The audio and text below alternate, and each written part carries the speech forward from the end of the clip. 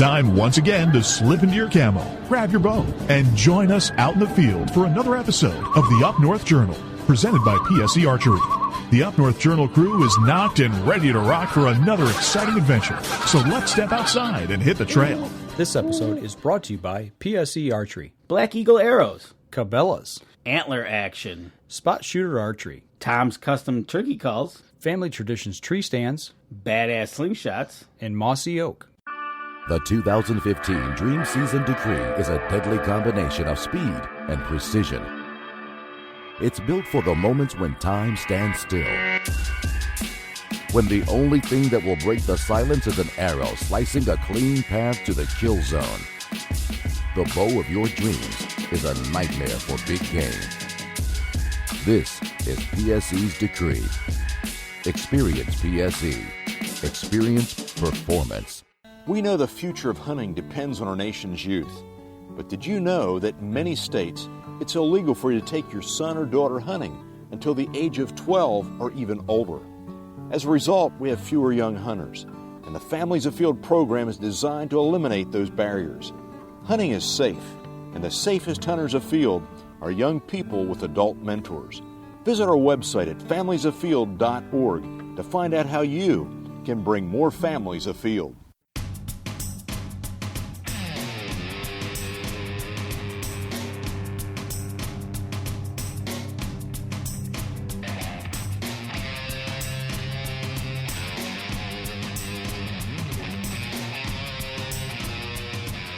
Welcome back to another Up North Journal Minicast. Yes, a minicast talking about tradition.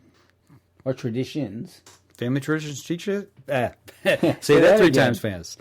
Family Traditions Tree Stands? There you go. Do you have a blind tree stand blind on your property that's been there forever? Yeah, like all of them. Everyone on our property's been there for over 10 years, I would say. Really? Yeah, probably more like pushing maybe 15, 20. Yeah, there's a lot of old stands on our property. A lot of old box blinds. Any of them, like, oh, your dad had the membership before you. Right. So let's say maybe like his first year there, he put up something or built something. Oh, yeah. Okay. Yeah, he did. He did? Yeah. It's not there anymore. Uh-oh. Dad, if you're listening to this episode, guess what I tore down this weekend? Well, that's a good way to tell Dad you just knocked down his blind. Oh, yeah. Box blind? Or what was it, a tree stand? It was a hexagon. Okay. A raised hexagon blind, And six-sided. you tore it down? I didn't. I had it tore down. Yeah, it was 13 foot to the bottom, to the floor in the air. It was 13 Who tore feet it up down? The logger? Yes. Ooh, that didn't stand a chance. No, nobody stood a chance getting back in it. We knew it had been getting bad. I painted it last year, hoping to get another year or two out of it. When they went up to get stuff out of it, like there was a chair in there and a little sitting stool and a couple other little odd and end things. The stairs fell off when the guy stepped off of them to get on the platform. Left him kind of stranded? 13 feet in the air. Well, we had an old way of getting in that before we built the stairs was a TV antenna tower. So that was our emergency route in case anything ever happened, and he used it. And by gosh, it needed it. Yeah. So that's how he got down, and almost fell through the floor. The floor had rotted. So really? Yeah, it was bad. Were you using OSB plywood? Yeah. OSB? Yeah. Food for thought there for you, because I know you're in the middle of the process of building one. So. Oh yeah, my decking is going to be treated. Yeah. And so we'll go from there. I'm going to definitely paint and prime and. Yep, do all that good stuff. Yeah. Yep. There's a couple little tricks that I can tell you here after the show, but so yeah, we've got traditions are hard to break. You know, I got a blind. Probably was it the first year, second year up there that a box blind I built up, took it up there and built, and it's still on the same hill that I left it. I don't use it anymore. We use it as a holdover if you're bored and you want to go sit in it. Something different. Yeah, something different. You can throw a heater in there if you want. Gotcha. There's a stovepipe in there, and you can. Yeah, but I use it for storage as well. If I'm got some extra stuff out in the woods and I want to store it in there. Another box blind. I can show you where the roof's at. Well, yeah, I took care of one of them this weekend doing some cleanup as well. Same thing, just going through and cleaning up a bunch of old debris, old hay feeders that we can't use anymore. Okay. Old blinds that are rotted, and you just find different things in the woods that somebody had built over the year. Part of a tree stand. You find speaking of traditions, we're talking tree stands, family traditions. Boom. You find anything out in the woods from not necessarily your dad, but other stuff 9 times out of 10 you're going to find a can of some sort. Yeah. Actually, there's something that's in my new hunting area that was placed there from one of the original members. It's still there, and there's a really good reason for it being there, and I'll make sure there's always one there. It's a tin cup, and it's near the artesian well or artesian spring, and you can hear water running.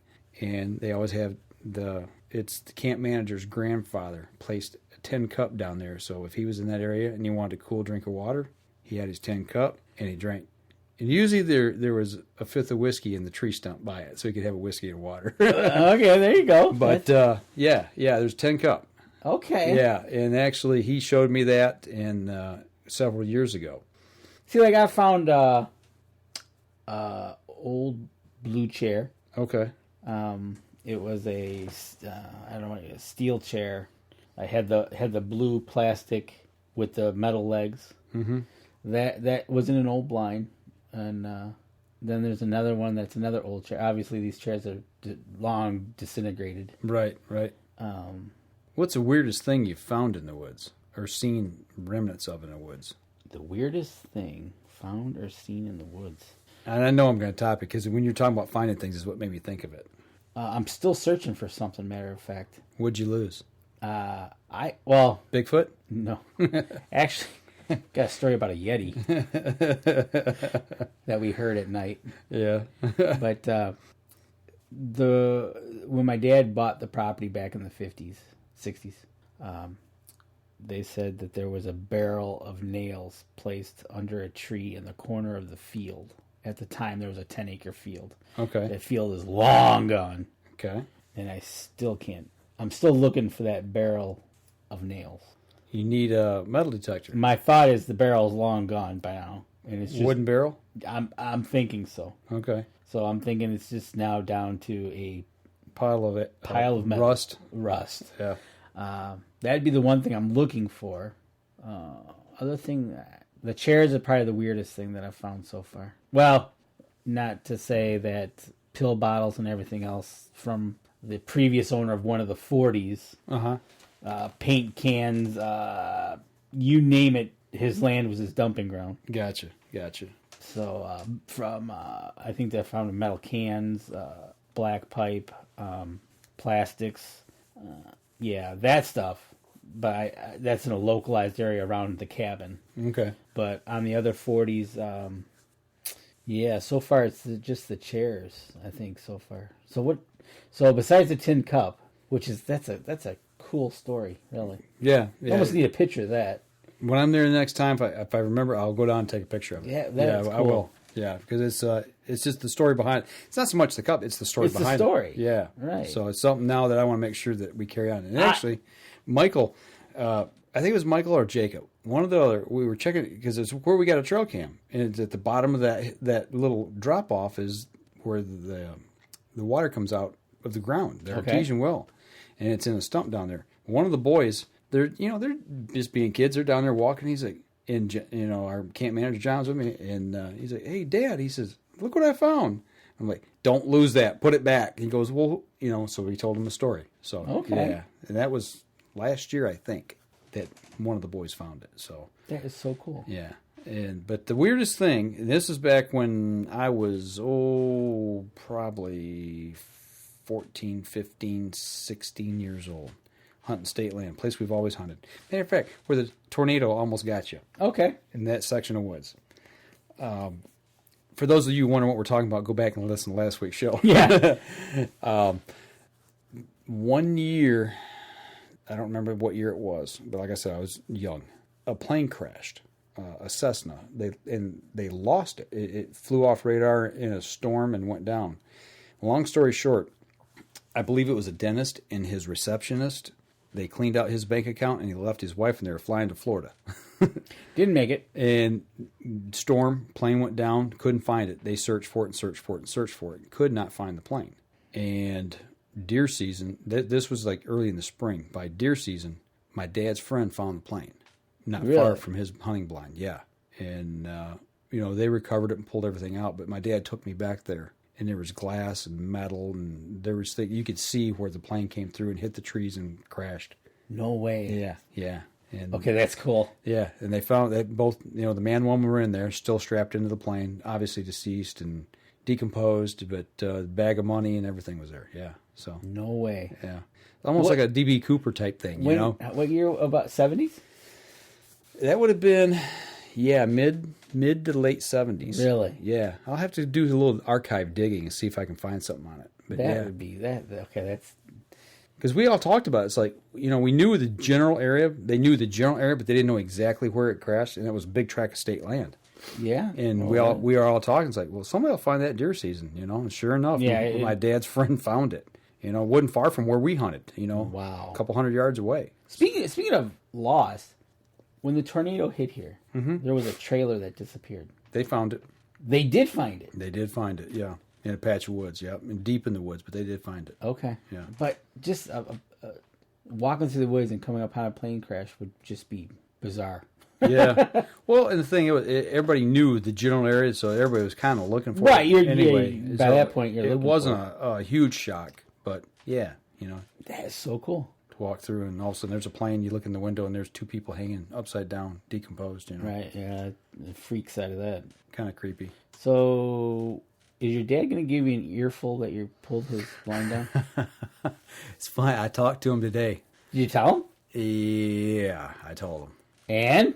What did you do that for? He was okay with it. He wasn't, he says, well, he said, how bad was it? And I'm like, I said, the stairs fell off it when the guy was up at the top. And he's like, uh-oh. Uh-oh. Yeah, uh-oh is a good word. And then I said, and he almost fell through the floor. And he's like, oh, okay. And the only thing he was worried about was the chair. He said, well, what happened to all the stuff, the chair that was in there? I said, I got it. Don't worry. It's put away. He didn't care if anybody got hurt. Where's my stuff? Right. Oh, that's cool. But, so. Yeah, I'm trying to think of the other things that are quickly scanning the property that the typical cans find. But, a gas pump handle.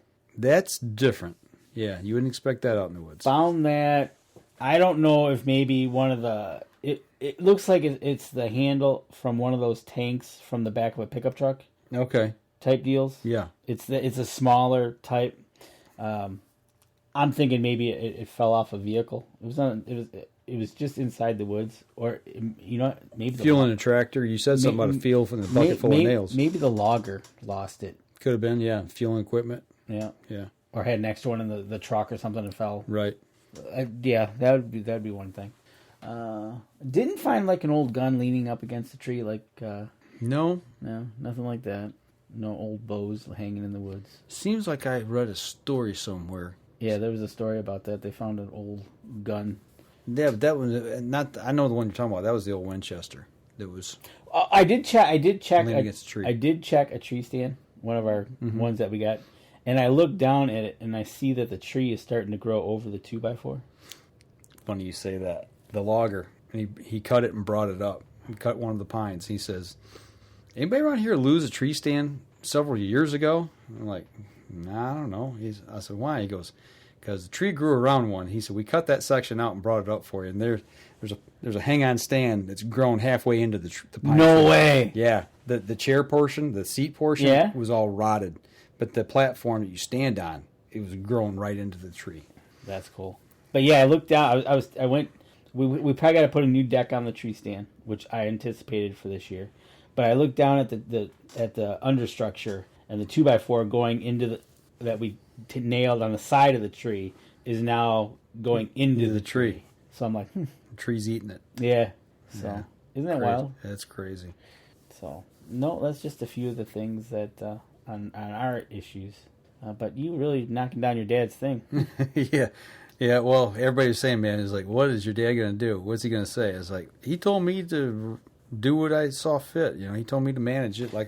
Safety first. Right? Well, that's just it, you know. And I didn't, you know, now that became the new guest area, I didn't want anybody climbing up there and getting hurt. Yeah, you don't want that to happen. You know, we got another box blind that we're going to do a little work on and get reconditioned and make that a community blind for some people to use. And we've got another tower blind that's actually in really good shape that's a community blind now for people to use. So there's options. Good. There's things there for people to get in and shoot deer. Options and more minicasts. Absolutely. Sounds good. All right. Anything else? Nope. All right. That'll do it for this one. This episode was brought to you by PSE Archery, Black Eagle Arrows, Cabela's, Antler Action, Spot Shooter Archery, Tom's Custom Turkey Calls, Family Traditions Tree Stands, Badass Slingshots, and Mossy Oak. Thanks for listening, and join us again here next week. Until then, remember, as we always like to say, if you're out on the water or in the woods, shoot straight and be safe until next week on the Up North Journal.